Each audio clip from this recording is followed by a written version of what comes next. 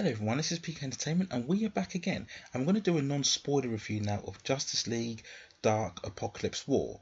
This is the latest DC animated movie. It's an adaptation of the Darkseid War comic book storyline, and it is the 15th movie in the DC animated movie universe, which has been based on a New 52 comic book aesthetic, and it's overall the 38th movie in the DC universe animated original movies. So this is going to be a non-spoiler review of the movie. So we originally set up where we have John Constantine and Satana, and following the recent Justice League Dark movies, they have now become fully fledged members of the Justice League. And the opening scene we have is where they're reflecting on their lives and their future and their relationships together. We then move forward till we see the other Justice League members. They're grouping together because they want to plan an attack on Darkseid on Apokolips, who is continuing to conquer planets and become much more of a bigger threat throughout the whole galaxy. So the Justice League want to combat this threat and take a much more of an aggressive, proactive stance by going on the offensive and taking out Darkseid on Apokolips. Well, unfortunately, this doesn't work out too well because the Justice League, they end up defeated. Many of the members are killed or captured or fatally wounded, and as a result, planet Earth gets taken over 2 years later by Darkseid's rule. So we see the Justice League heroes completely scattered and dispersed and despondent, and many of them are a shadow of their former selves. So there are some heroes out there who are wanting to fight the fight and wanting to overcome Darkseid. So over the course of the story, we see them rallying up various groups of Justice League members or former Justice League members in the bid to begin the fight back against Darkseid. So in a nutshell, that is really the main plot of this animated story on here. Okay, so there's not much more you can kind of reveal or disclose without going into spoilers. So overall, what was good about this movie? So the animation itself is quite smooth and quite crisp. I think you can see there's a bit of an increase in the production level of this animated movie, given the fact that it's going to be the final one within the DC animated movie universe on here. So you can see there's been a bit more effort. All the colors are bright and pristine and clear on here. The animation flows very well. There's no real complaints in terms of how the animation frames move, and each character is drawn very well without this universe if you are a fan of this particular animation style. Some of the lead characters are interpreted quite well. The lead character in here is John Constantine, and they actually got the lead actor Matt Ryan, who plays John Constantine in Legends of Tomorrow. They got him to do the voiceover work. He does a very good job on there, and he's a very good central character within the story on here. Other standouts include Raven, and we get a bit more hints into her backstories and her internal struggle, and they managed to maintain that and stay consistent with Raven throughout the story, and she remains a compelling character and a pivotal character as to events going forward, particularly in the final third act on here. Another character standout is Harley Quinn. As we know, she's very prominent, very popular in the current culture within the DC characters.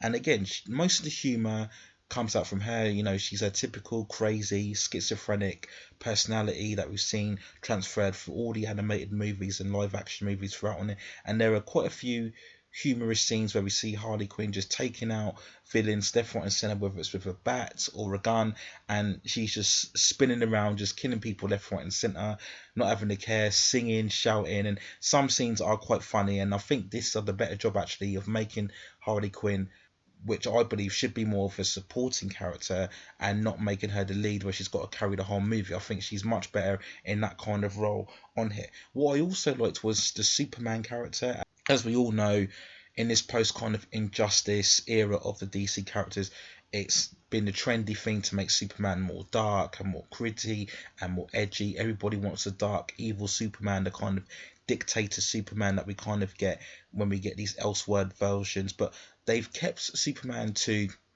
much more of a heroic and good-natured character. Yes, he's more remorseful, and yes, he does make mistakes on it, but he's reflective of the past mistakes he's made, and he always wants to atone for them and work together and bring other members to the fold. So they kind of retain those main characteristics that you would associate with Superman. And again, it's a very interesting dynamic with Batman. Without giving too many spoilers away, they don't play the typical dynamic that we've seen recently with movies and animated series, where basically Batman is the hero and Superman is the villain, and Batman has to lead everybody against Superman. What we kind of saw with the Injustice computer games as well, they don't do that here. They play a very interesting dynamic, which is good to see, because it just gets a bit boring where Batman's always the hero and the good guy and Superman's always the bad guy. So I'm glad they didn't play off the typical narrative on here. So in terms of the action, there's tons of battles and fight sequences and special abilities. And if you are a DC fan, a major fan of all these characters, you're going to love seeing all these different alternative versions, all kind of typical Royal Rumble style of narrative here. Everybody gets their moments to shine. The various characters, throughout, integrating with one another in various different groups, whether it's be from the Justice League or the Suicide Squad or the Teen Titans. Everybody gets their 2 minutes of fame, if you like, on here. And if you are a fan of these characters, you're going to just love seeing all these characters integrating with one another in all these big action set pieces.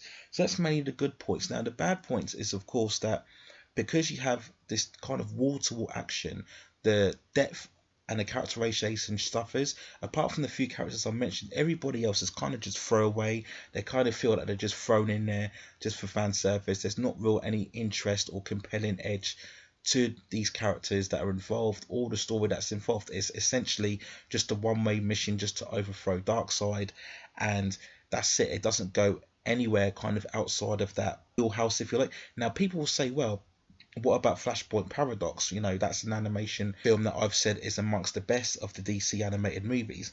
That has a very similar narrative of where you have a dystopian world and the heroes are grouping together to kind of reset or overthrow that state of affairs, right? But the difference with Flashpoint Paradox is that it did a much better job of emphasizing a lot more weight and gravitas to what the heroes were doing, the quest they were involved in. You really got that sense of, wow, there's a sense of edge and importance to what the heroes are doing, and the stakes were a lot more higher on here, and they did a much better job, I feel, with the centralized character, which was the Flash in that movie, and we got a much better opportunity to emphasize with his plight and his story and what he was trying to do, and there was a much more of an emotional weight, if you like, to that character and other supporting characters involved on here.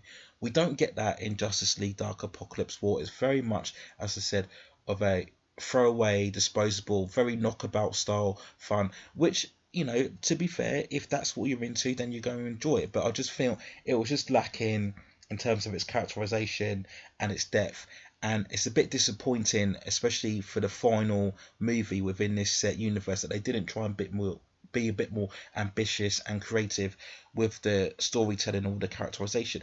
Another issue that really concerned me in particular was the violence and the R-rated tone. Now I know, particularly with this New 52 set of animated movies, they have gone for a much more grittier, mature direction, and we have seen in previous movies, as I mentioned with Flashpoint Paradox, The Dark Knight Returns, and very much the Suicide Squad movies, where we do have sort of bad language and violence alike. But here they kind of went, I think, a bit overboard, especially in the kind of opening scenes where we see the Justice League take on Darkseid.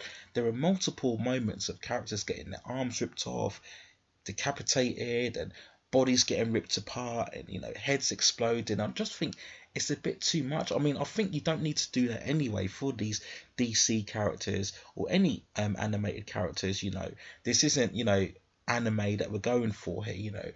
It is possible to have a serious, intentful storyline, compelling storyline, without having to go too far into the R-rated material. And I just think this movie, it just was unnecessary. They didn't need to go that in depth to kind of have this really kind of gory style kind of violence.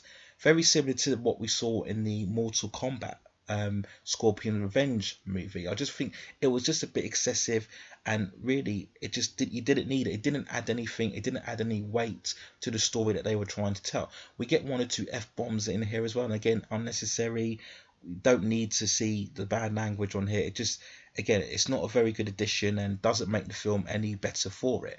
So that was my main issue overall. So if I had to give a scoreline for Justice League Dark Apokolips War, I would give it a 6.2 out of 10.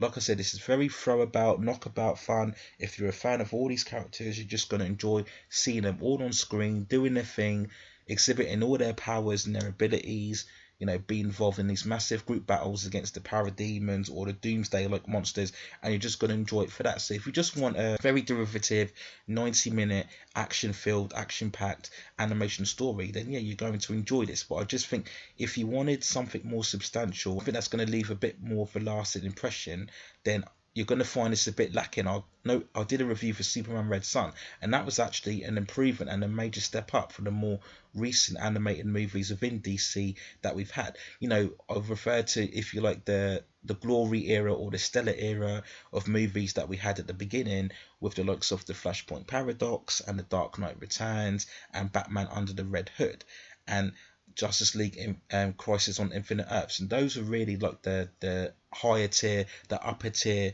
of animated movies, where you had great animation, great action, but you also had great characterization and great dramatic storytelling.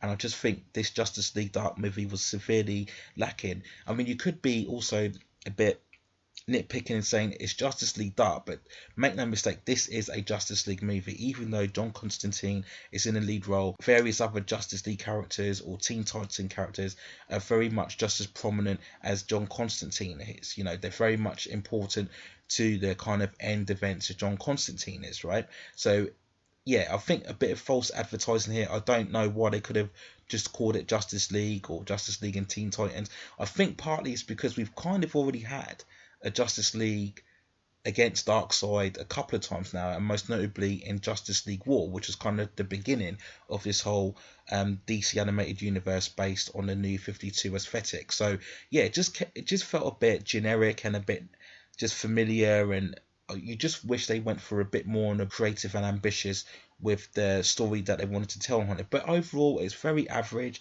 It's not terrible. There have been far worse DC animated movies, but on the flip side, there have been far better DC animated movies as well. But it's just something you could just throw on and just enjoy, take it for what it is. Very average, but unfortunately not a good way to sign off the final edition of the DC animated universe. So it will be interesting to see where they go forward, what tone and direction they go in going forward on here. The DC characters, whilst they haven't been very successful in the cinematic screen, or not very successful in terms of the potential they could achieve, on the small screen they've been very successful, whether you go from the CW shows, the Flash, Supergirl, Legends of Tomorrow, we've had Teen Titans and Doom Patrol, I feel like, on the DC streaming app, and we've got the HBO Max coming. The Harley Quinn animated show has got very good positive reviews and reception on here. We also have the upcoming Stargirl series coming on later this month.